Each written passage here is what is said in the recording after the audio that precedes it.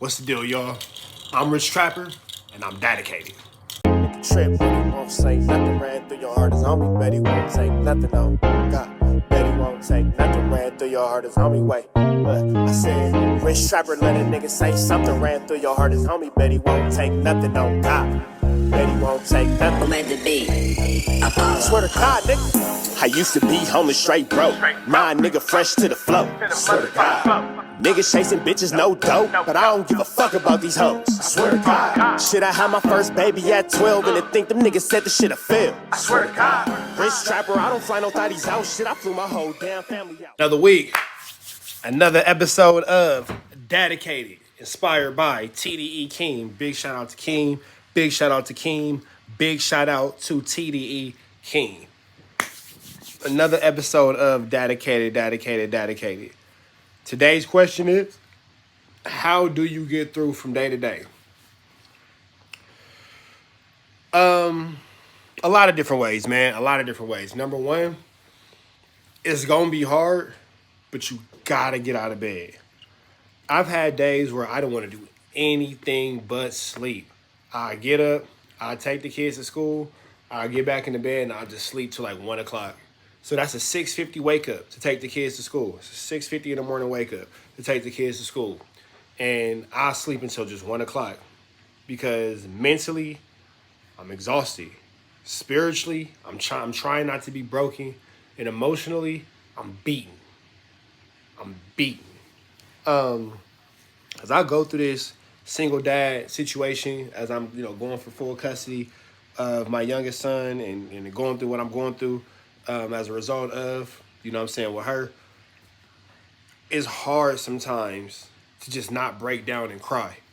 It's hard sometimes not to just crawl under your blankets and just let the whole day and let life pass you by. Some days it was a genuine effort. And when I say a genuine effort, like I had to make a genuine conscious effort to get up and go box and go do jujitsu and go do Muay Thai and even to take a shower and brush my teeth sometimes. You feel me? I ain't gonna lie. A couple days I dirtbagged it, y'all. A couple days I dirtbagged it because my heart was just broken. My heart was just broken. Again, nobody makes a child with the intention, nobody purposely makes a child with the intention of not being with that person that you made that child with. So, it started off with a lot of prayer. You know what I'm saying? I don't know what y'all into, but you can call it self-talk, you can call it prayer, you can call it meditation, you can call it whatever you want to call it. But it starts with that. It starts with a lot of prayer. It starts with a lot of understanding that, hey, I'm looking at things like this, I'm feeling about this, but just because I feel that way, that doesn't mean that's what it is. And I say this, I go to therapy. You know what I'm saying? Black men, don't be afraid to. Black men, don't be ashamed to. You know what I'm saying? I go to therapy. My bad, y'all. My lamp not doing what I wanted to do. But anyway, don't be ashamed. Don't be afraid to admit it. Don't be ashamed to admit it, man. I go to therapy. I had to have somebody help me deal with my feelings and deal with my emotions because it was too big for me. You know what I'm saying? And again, I had a grand relationship. I had a relationship that played out very publicly. And now our detriment is playing out just as publicly as well. You know what I'm saying? So I had to get out of my embarrassment. I had to get out of my humiliation. I had to get out of my own head and my own way and really just accept the fact that, hey, this is what it was. This is what it is. This is what it needs to be. On my hardest day, I forced myself to just get up. Because once I got to the gym, I was cool. Once I made it to wherever I was going to make it to, I was cool. But sometimes I cried the whole way. I remember it was mornings where I would drop my kids off from school and love songs would come on and all that kind of stuff. And I would just break down. I couldn't keep it together. You know what I'm saying? I just couldn't keep it together. So I stopped trying to. I stopped trying to keep it together.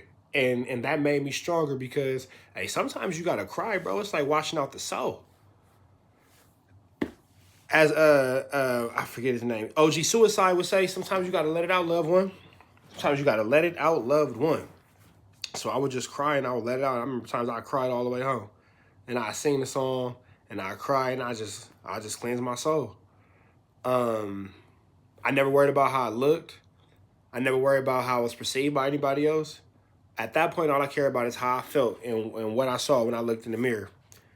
And at that moment, I wasn't necessarily 100% happy with myself, but I understood myself and I gave myself grace and I gave myself empathy and I gave myself care and I gave myself understanding because I knew that, you know, what I was going through was only temporary.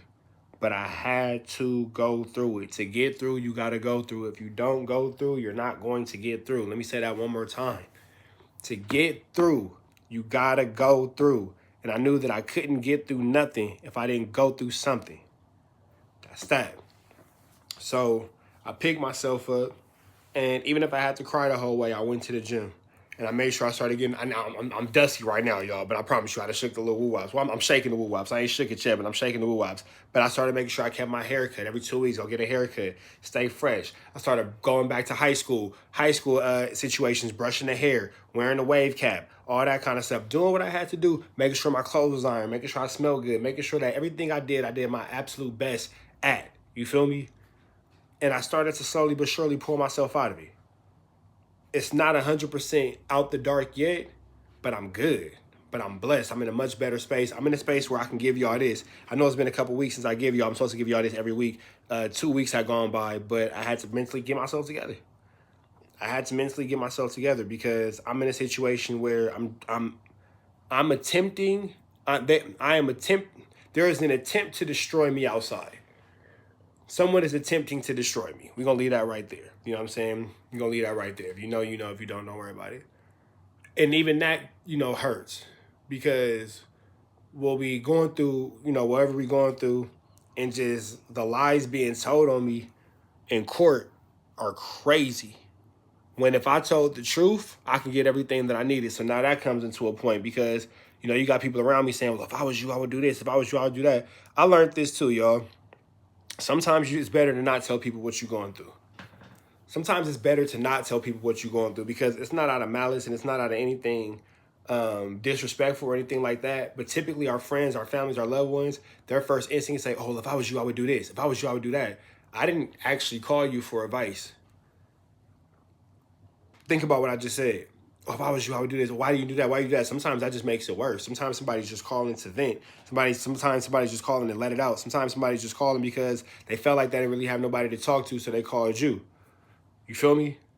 They felt like they didn't have nobody to talk to, so they called you. Sometimes that's the reason for it.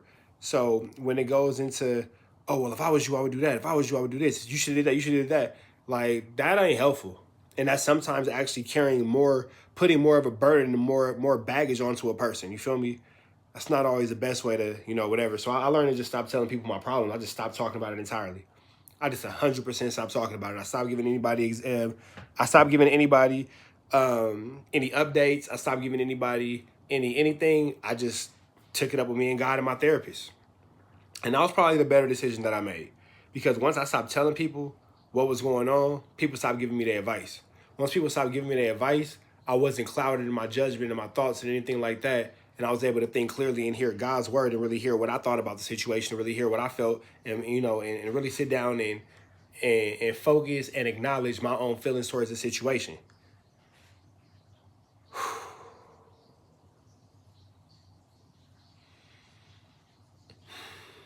Give me a second, Sean. Give me a second. Because it's heavy, man. This situation is a lot heavier than what y'all probably realize.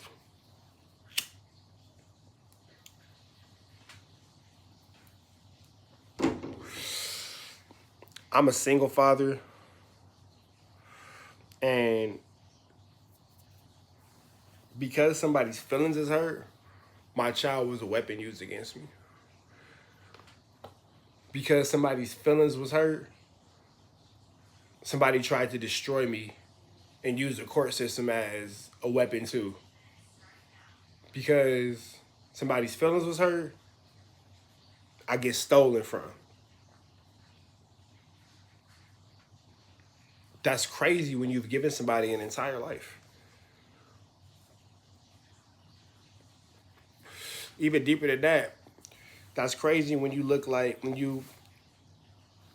the situation and there's a life that's shared between you and that party. And it's just, you know, you can't help but to wonder, not even how could you, why would you do that?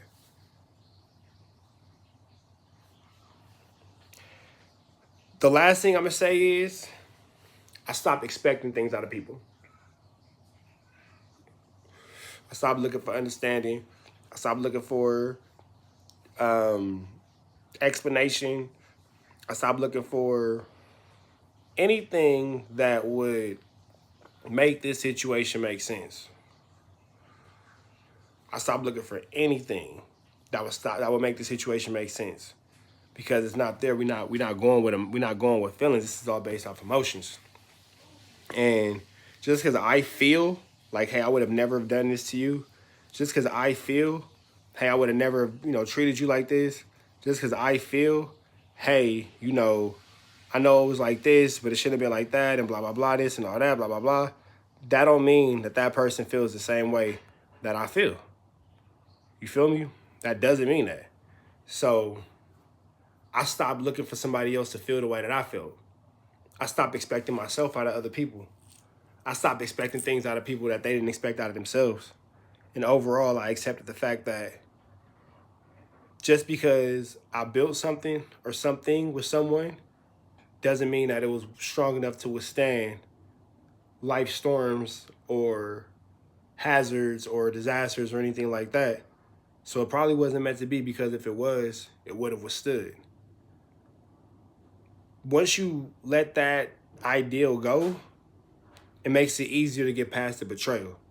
It makes it easier to get past the double crossing. It makes it easier to get past, hey, you did this to me and I would have never done that to you. It makes it so much easier to bypass these things. So, it's day by day, but it's in steps. But I'll say this before I get up out of here.